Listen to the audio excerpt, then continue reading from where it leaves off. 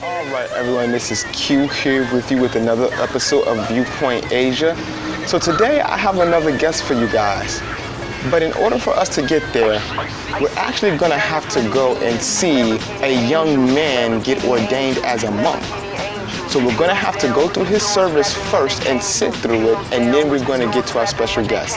So I hope you guys don't mind. So why don't we go in here and let's go see this young man go on his pathway to become a monk today. And he nails it to the door. Just the good of you may enter by the mercy of the Lord. Listen not to what he speaks, that's been the cursing of his cords, a seduction of his senses by the devils he adores. The unholy has him hostage and his soul is not at war. Follow not his secret knowledge, it will bring you no reward. Shun him while in public, disallow him from your stores. Have no part in his affairs, lest his pestilence be yours. Make scoundrels of the righteous and virgins into whores. But we must still pray that his color will be cured. I see diamond-flooded demons, Lamborghini angels, Lamborghini angels, Lamborghini angels. Halos down with the doors flapping when they came through. Halos down with the doors flapping when they came through. Diamond-flooded demons, Lamborghini angels, Lamborghini angels, Lamborghini angels. Halos down with the doors flapping when they came through. Halos down with the doors flapping when they came through. With her eyes to the ceiling and the needle in her brain, he looks back into the crowd, wipes the blood and then explains how she slipped from this existence to the realm of the deranged. Her becoming must be halted to reverse what she became. From the looseness of her tongue to the pollution of her aims. To do nothing is barbaric, the solution is humane. You must destroy the mind, then hopefully retrain. You torture out the wildness, then replace it with the tame. Blank slate, when she recovers, she won't even know her name. Perfect wife and perfect lover, no resistance, no complaints. May God bless the scientific cure for the insane. Knew she couldn't go to school, but she thought that should change. I see diamond-flooded demons, Lamborghini angels, Lamborghini angels. Alright ViewPoint Asia, here is the place that I have for you today. It's called Black Peppers. It's located here in Bangkok, Thailand. Some of the best pizza that I've had so far since I've been here. So why don't we go inside here today and let's go see who our special guest is for you guys. Alright ViewPoint Asia, here is Shen. He is a returning guest from Taiwan. Shen, can you tell us, how are you doing today? Yeah, I'm doing fine. A lot has changed since our last interview, hasn't it? Yeah, the Hong Kong issue, Taiwan issue, and the China, obviously it was a big thing. Can you tell us your thoughts about the situation in Hong Kong? The Hong Kong is protesting. On the surface, people of Hong Kong are protesting for their democracy and their freedom. But the fact is, even if they won the protest, the ordinary people of Hong Kong will not get the benefit out of this. Because if you think in China's perspective, what they doesn't want the most, the worst thing that can happen to China in Hong Kong is they destroy the economic structure of Hong Kong. So they don't want to interfere with Hong Kong people's life as much as possible, in the condition that they are not compromising the Chinese government.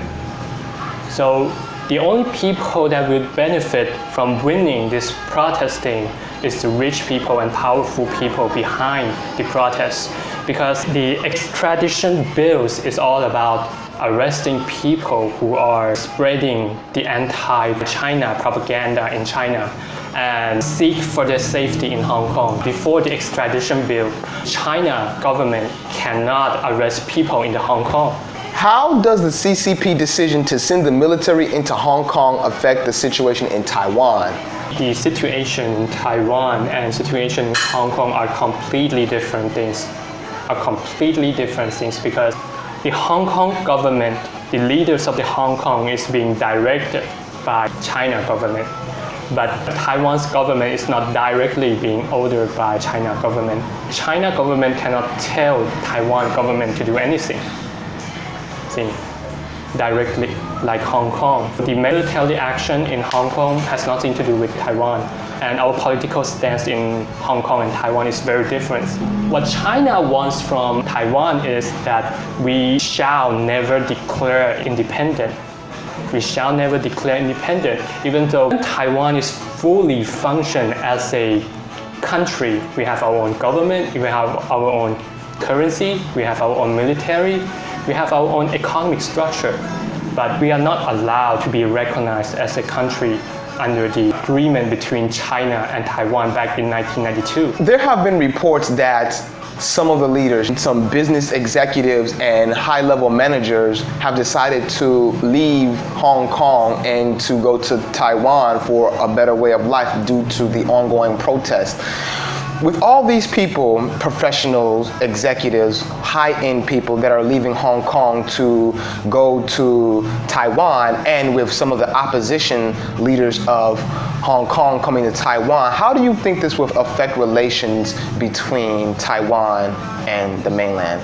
It actually depends on who runs the administration in Taiwan. Like currently, the administration that is running Taiwan is pro-independent. The President Chai is belong to the pro-independent side of Taiwan, but it really depends on who is in charge of Taiwan right now. But if it were the other party in charge, which is in Chinese it means 国民党, or in English it's called 国民党, or the China Nationalist Party. This party has a very, very long history. It's actually the political party that takes down the Qing dynasty back in 100 years ago. If this political party is in charge, then China is going to have good relationship with Taiwan. Can you tell us a little bit about the political situation in Taiwan? Actually, nothing much is going on. But the problem is some things have happened like a few years ago, which is the government cannot pay as much retirement money to the people who works in government and as much as before. And that has caused some chaotic movement in Taiwan a few years ago. Minor chaotic situation, but not as much as Hong Kong. How did the government remedy the situation? They didn't fix it. They just shut the retirement fund down. What happens to all the retirement money that the pensioners put inside the system? They just get less money from the government. They used to get like about $2,000 per month just staying at home doing nothing. But right now they can get like $500 per month, 1/4 or maybe less. The problem that the Taiwan government foresee, Kuomintang are the main political party in Taiwan, they somehow gave up the 2016 election to the other party to let the other party take the responsibility of this retirement funding. Can you tell us about the political parties who are pro-unification in Taiwan?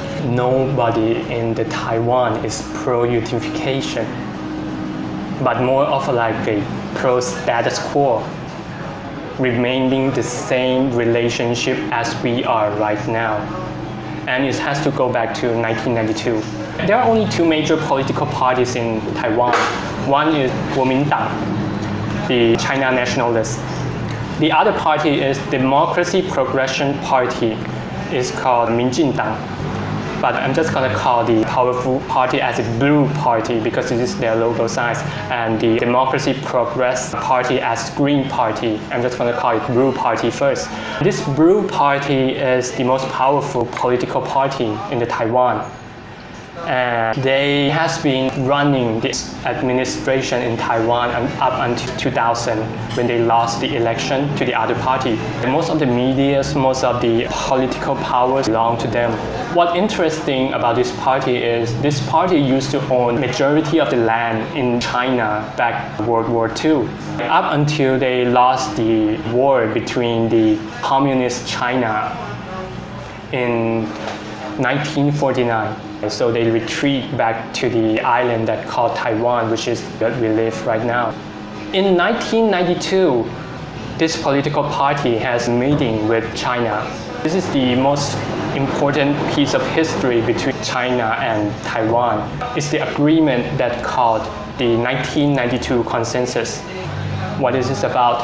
It's about the agreement that there will be only one China. We are still somehow in some form of civil war that is not really fighting with each other. So you're talking about the same situation that is going on between Korea, where there was an armistice agreement signed between North and South Korea, but technically they're still at war. The 1992 consensus between mainland China and Taiwan, but technically there's still kind of a tension that still lingers between Taiwan and China. What China wants is they don't want Taiwan to declare itself as a country independently. They would rather have Taiwanese to declare themselves as a country as China, like we are still having this civil war going on, it means that we are still one country, but we are still contesting for the land of China. Our political status is not separated, more like a China that still have this internal conflicts going on. We have discussed what Xinhua news agency has said is the quote-unquote black hand that is behind Hong Kong, where we have members of the US State Department meeting with opposition leaders like Joshua Wong, discussing strategy. If things become so out of control in Hong Kong, what do you think the Chinese government will do? Additionally, what do you think the Chinese government would do with foreigners? What I know is these problems will not rise to the surface. It will always stay between Hong Kong and China in the surface. But how are they going to deal with it? China can only deal with it under the table. They don't want this problem to become the international problem. They want this problem to be the problem inside China and not even between Hong Kong and China. This is their policy. Their policy is this is a problem in China and not the problem between Hong Kong and China, because when it becomes the problem between Hong Kong and China, it means that they somehow admit that Hong Kong is separated from China. So they have to keep it inside the country. So at least it's not going to be surface. It's not going to be expand to the international problems. If the Chinese do in fact use their military to quell the unrest, what does that mean for the world, and what does that mean for the Hong Kong dollar? I think China, no matter how it goes, China will try their best to maintain the economic structure of Hong Kong. All right, everyone, this has been Q with another episode of ViewPoint Asia, here with Shen from Taiwan. I want to thank everyone for joining me for season 1 of ViewPoint Asia. So there will definitely be season 2. I hope you guys join me. We will definitely have Shen back on here again for his perspective about what's going on in Taiwan, China, and Hong Kong, as well as Macau.